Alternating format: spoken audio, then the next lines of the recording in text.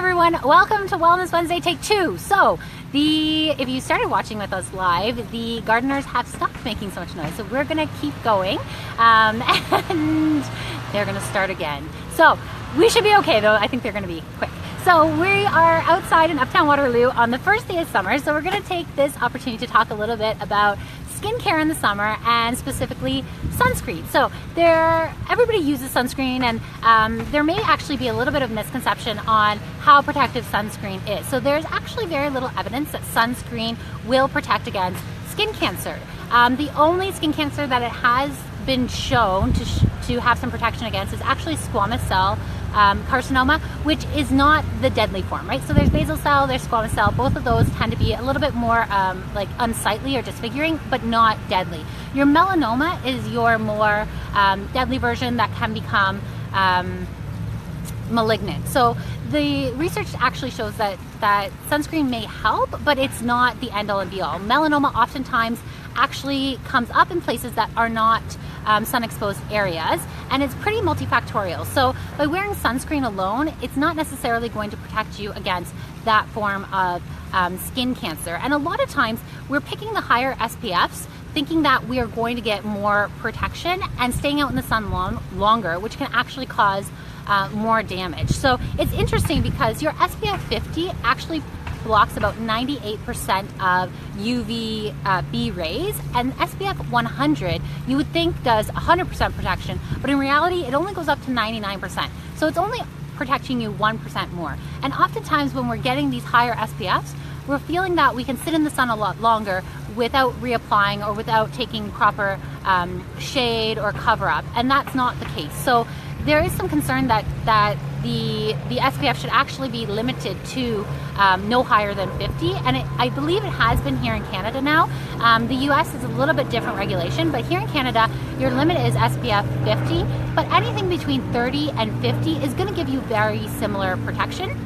And it's important to remember this SPF rating is also based on how thickly the application is put on. So oftentimes when they're testing these SPFs, they're using a much thicker application than people are using out and about and every day. So your SPF is actually going to be greatly reduced. So if you're only using 25% of what the application is, your SPF of 30 is actually dropping you down to maybe 7% or SPF 7. You're not getting that full 30%.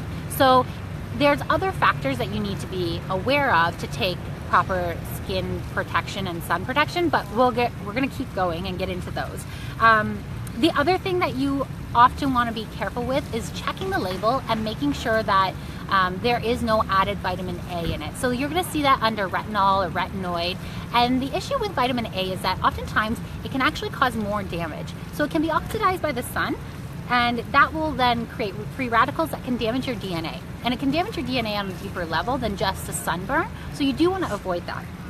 And then you may have seen more recently too, there's a lot of mineral-based sunscreens that are coming out, and there's a lot of movement away from those chemical-based sunscreens. And generally, I definitely recommend going with the mineral-based sunscreens, and there's a few reasons why. So most of your chemical-based sunscreens, they work by actually absorbing the UVB light, and when they absorb it, there's a chemical breakdown that can happen, and it will release free radicals. And these free radicals can actually damage your DNA. So you may not be getting that DNA damage from the UV rays, you'll actually be getting it from those free radicals. And oxybenzone is the chemical that's often used in those sunscreens, and that one tends to be kind of one of the worst ones. And so you do want to move away from that. The other concern with a lot of these chemical-based sunscreens is that they offer a good amount of UVB protection, which is blocking that sunburn, but they actually don't protect you against the UVA light.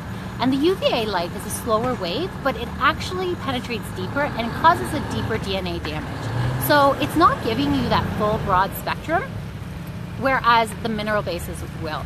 And oftentimes when those free radicals are broken down, they are known to be skin irritants. They will damage the DNA. They've even been shown to have some endocrine disruption. So what's really interesting is that oxybenzone has actually been found in breast milk. So moms that are putting it on and then breastfeeding, they're actually giving oxybenzone to their infants through breast milk. So this is something that you are absorbing into your skin. If you're putting it on like with a chapstick or on your lips, oftentimes you're ingesting it. So you do want to kind of move away from the oxybenzones. The mineral-based sunscreens, on the other hand, have not been shown to be absorbed in any kind of level. The one thing that you should kind of avoid is the aerosols, and that goes for both your mineral-based and your chemical-based, because none of these should be inhaled into your lungs. And the problem with aerosols, even though it's really convenient to just grab your kid's arm and give them a quick spray, it is aerating these chemicals that you are then breathing in, and they're getting into your lungs, and we don't want you to be inhaling these, whether they're mineral-based or they're chemical-based. So, but the mineral-based, they will actually offer you a really great broad spectrum. So they don't just block the UVB rays the way that the chemical ones do. They will actually block the UVA rays and the UVB rays. And they work not by absorbing and releasing those free radicals like the chemical-based ones do.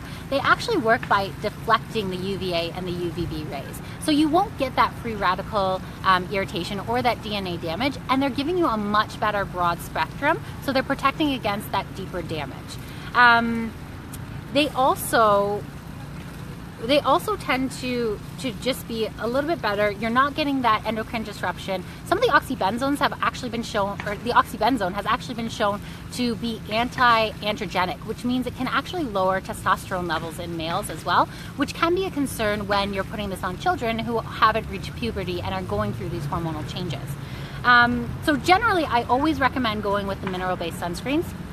Your zinc oxide and your titanium dioxide tend to be the two main bases, and they don't need stabilizers. So that was the other thing I should mention.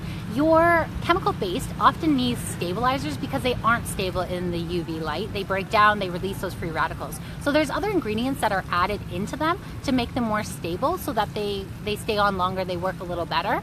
But again, you're getting into a lot of other skin irritants oftentimes and things that are going to help stabilize it but aren't great for your skin. So the mineral bases will completely avoid that.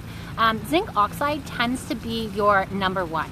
The reason why is because it does have a really great UVA protection in addition to the UVB protection, and this is because it is a larger particle size. However, the downside of the zinc oxide is that because it is a larger particle size, this tends to be the one that shows up really white. So if you think of those old movies where you had the lifeguard with like this strip of white on their nose, that would be more your